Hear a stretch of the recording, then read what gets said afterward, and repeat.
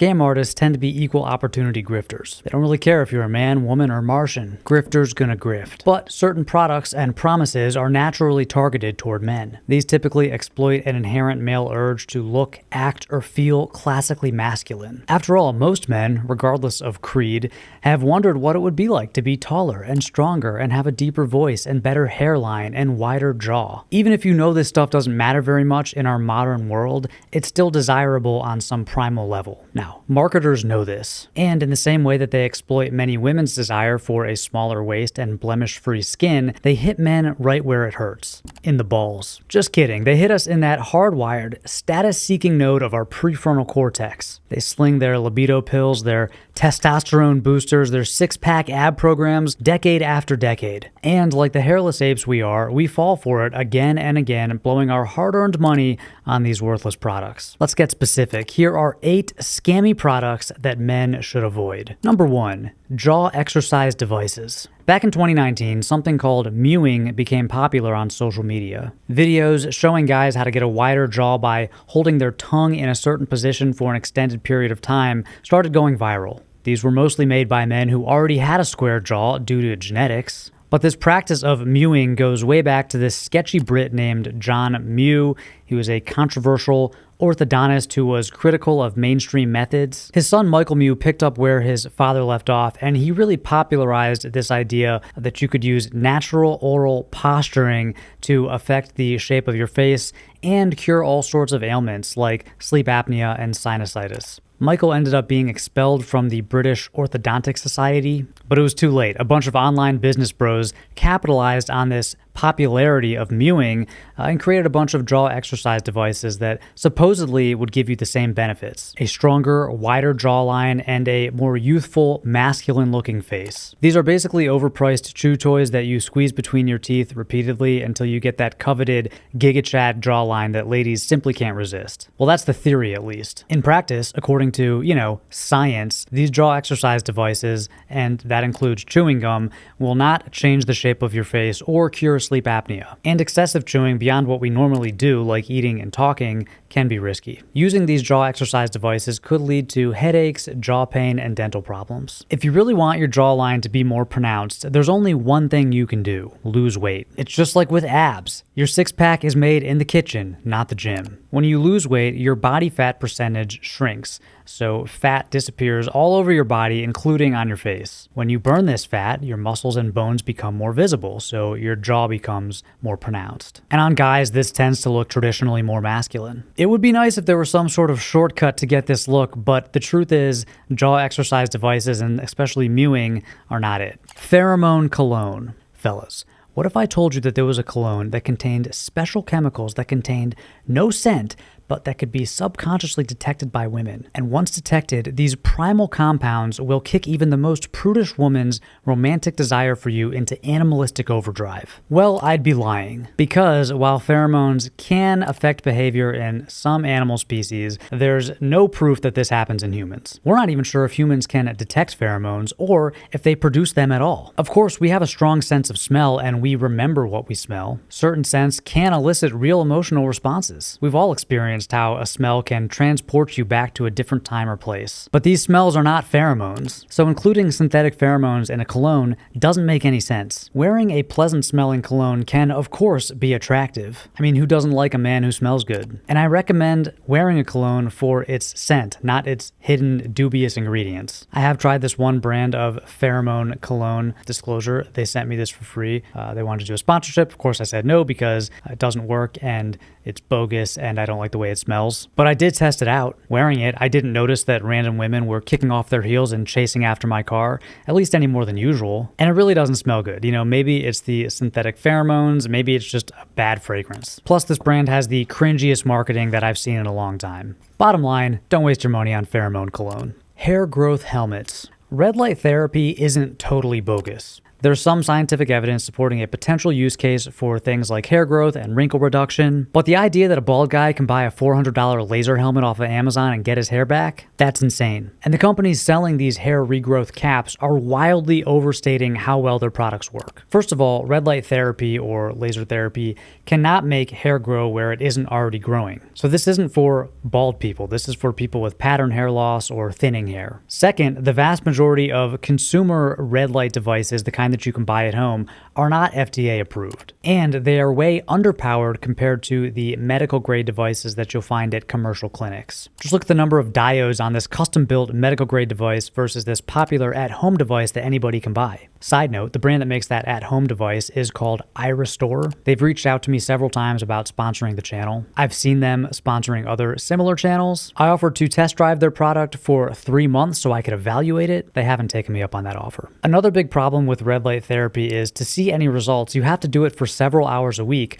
for many months or even years. And the benefits don't last. So if you stop using it, any hair regrowth that you've experienced also stops. But my main gripe with these brands is their aggressive and misleading marketing. Like, they show you all these before and after pictures that look so compelling. But let's think about this. If some guy is afraid of going bald and he's willing to drop $1,000 on a red light helmet and wear it every day for 2 years, what else is he willing to do? I bet he's also using topical minoxidil, maybe taking finasteride, both of which are proven to be effective and they're easier than wearing a red light helmet. I haven't seen any reviews or discussions on Reddit's Trestless community, which is probably the biggest hair loss community on the internet, where someone is only trying red light therapy. Even the testimonials on iRestore's website feature people who are trying several different hair loss treatments at the same time. Hair loss is just one of those desperate issues where people are willing to try anything and they'll spend a lot of money to try to solve this problem. Marketers know this and they take advantage of it. If you're losing your hair, my advice is either to embrace it and go full Bruce Willis or talk to an actual dermatologist. They're probably going to prescribe you topical minoxidil, maybe oral finasteride. You can even get these prescriptions without leaving your house from telehealth companies like Keeps and Hims. This is way cheaper and way more effective and faster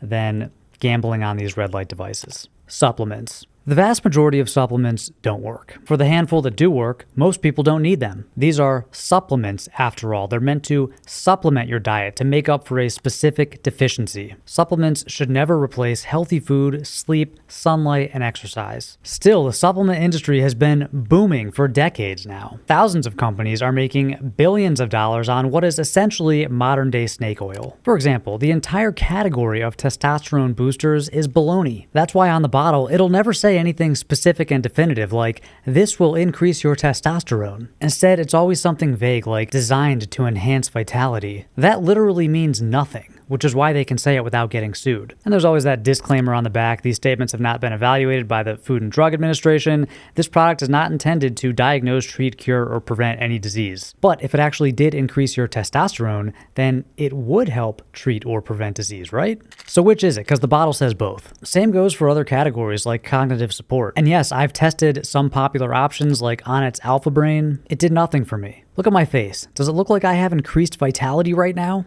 No. I have a 1 and 3-year-old, and I'm exhausted. No supplement will make them sleep. This certainly didn't support my focus, whatever that means. It didn't help me with my short-term memory or reaction time. And this is something that tens of thousands of people are paying $30 a bottle for every month. That's $600,000 just on this one supplement, just on Amazon every month, down the drain. Of course, these companies aren't putting their money into objective scientific research that validates their claims. No, they're spending it all on slick branding, fake influencer reviews, and other sketchy marketing tactics. If you want to learn how to become an expert digital marketer, study these supplement brands. If you want to increase your testosterone, go to the gym, sleep more, and stop eating junk food. Sorry, I get a little fired up. Supplements are a particularly annoying category for me. Speaking of annoying, at this point, we've all heard of Andrew Tate, the self-proclaimed alpha male business bro who looks like a cross between the bad guy from the first Matrix and an uncooked hot dog. He's probably the most famous current example of the contemporary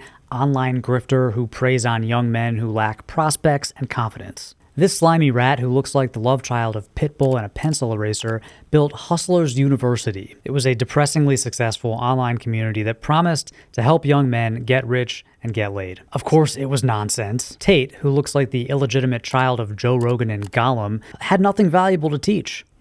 He made most of his money illegally, and he went to jail for it. Not a guy you want to follow. But there are so many other fake gurus online these days, and they're all slinging some version of this status-seeking nonsense. It might be a course, or an online community, or a mastermind group, maybe even an in-person event. The format doesn't matter, it's all a waste of money. Luckily, it's easy to avoid. Just look out for these red flag words: affiliate marketing, high-ticket sales, remote closing, drop shipping, crypto, forex, day trading, make money online, and passive income. If you're ever unsure about a course or a teacher that you've come across, feel free to email me and I'll let you know if they're legit. In fact, for just $49 a month, you can actually join my premium exclusive members-only community that helps guys just like you spot fake gurus, build confidence, and get rich beyond your wildest dreams. Okay, moving on.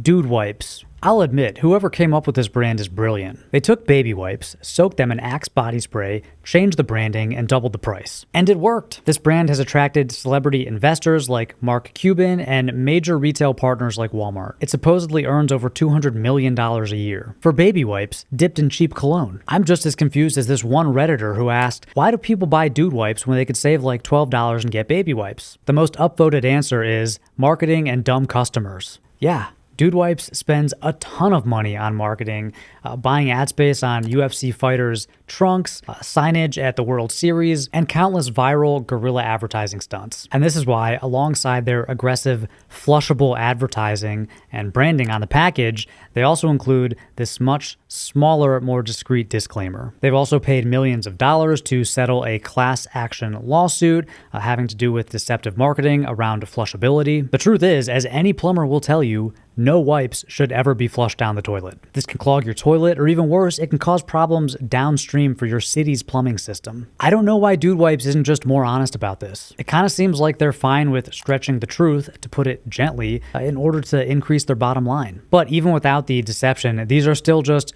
overpriced baby wipes designed to separate men from their hard-earned cash. And by the way, this is happening in a bunch of different categories, which brings us to our next item. For men. Sometimes gendered products make sense. For example, men generally wear their hair shorter than women do, and that means they might need different types of products to style their hair. Males and females have different body shapes, so they're going to need different clothes. But the vast majority of consumer products don't need to be gender specific. Take shampoo and body wash, for example. Women's and men's products will have different fragrances and different packaging, but the ingredients are pretty much always identical. Still though, it seems like most guys think that using a lavender-scented body wash that comes in a purple bottle will just instantly cause their testosterone to decrease. But I get wanting a masculine fragrance. The thing is, this for men advertising is even more egregious in other categories. Like if you Google yoga mats for, you'll see for men pop up as one of the most popular suggestions. Yoga mats are literally just rectangular pieces of foam. Marketers are just changing the colors and the branding.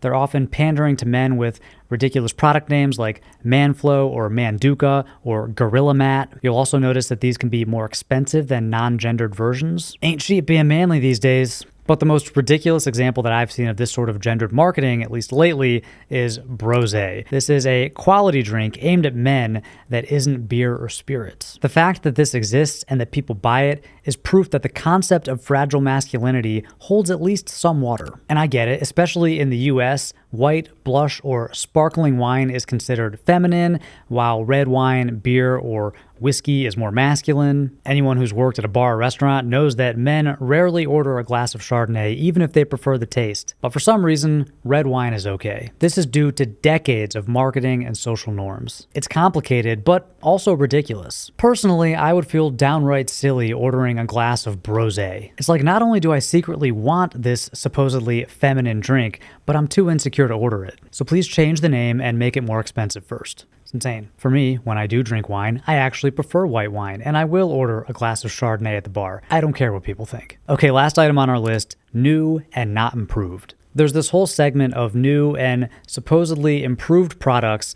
that are way more expensive than their legacy counterparts. And the thing is, while these new versions often come with added bells and whistles, they usually don't perform any better, or at least not significantly better, than older, more affordable options. Take men's grooming devices, for example. From razors to electric trimmers, every year there's some new brand that comes out of nowhere that claims to have a better product than incumbents like Wall or Philips Norelco. Manscaped and Dollar Shave Club are probably the most popular examples, but there are hundreds of these digital-first personal care brands. They spend a ton of money on marketing, and I'll admit, their marketing and their brand positioning is usually pretty slick. While their competitors are still trying to figure out how to post an infographic to their Facebook page, these flashy internet brands are optimizing their user-generated content funnels and upselling you at checkout. But we need to ask ourselves, are these new devices actually any good? Are they better? Because they're way more expensive. Like, does the $110 Manscaped Lawnmower 5.0 Ultra outperform the $20 Philips Norelco groomer that your dad used? After all, Norelco, the company that introduced the electric shaver to the American man, has nearly 90 years of R&D behind them. Manscaped, on the other hand, is spending all of their time and energy buying up the UFC octagon. And honestly, something like the lawnmower looks a lot like every other cheap Chinese trimmer you can find on AliExpress. Dollar Shave Club was simply rebranding and, ironically, marking up Dorco shavers. At the time, it seemed so disruptive, but really, it's just white labeling. I'm not saying these are bad products. They're fine. They're just overpriced. I've been using the same Wall shaver for like 7 or 8 years now.